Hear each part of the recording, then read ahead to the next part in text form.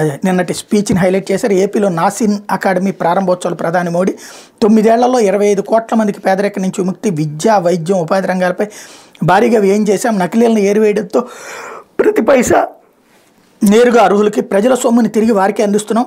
రామరాజ్యం గురించి మహాత్ముడు తులసీదాస్ గొప్పగా వర్ణించారు. జటాయు నేల కొరిగిన ఈ ప్రాంతాన్ని రామాలయ ప్రతిష్టాపనకు ముందు సందర్శించడం నా అదృష్టం.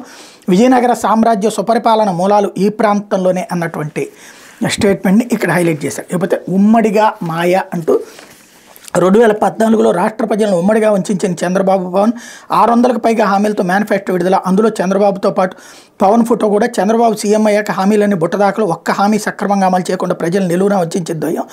రుణమాఫీ పేరుతో రైతులు, మహిళలను మోసం చేసిన వైనం, జాబుల పేరుతో యువతకు టోకరా, పింఛన్లు ఇవ్వడానికి వృద్ధులు, దివ్యాంగులను తిప్పలబెట్టిన గనులు, చివరికి మేనిఫెస్టోని వెబ్సైట్ నుంచి తొలగించేసారు. ఇప్పుడు మళ్ళీ ఇద్దరు కలిసి మాయ చేసేందుకు ఎత్తనం. ఉమ్మడి మేనిఫెస్టో కార్యక్రమాలంటూ ప్రజల ముందుకంటూ మాయే చంద్రబాబు మంత్రం, మోసమే ఆయనకు తెలిసిన తంత్రం. ఇందుకు ఎన్నో ఉదాహరణలు.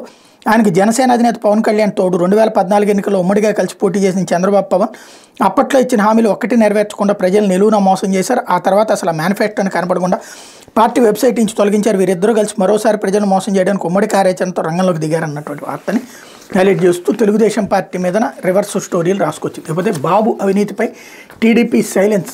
2019లో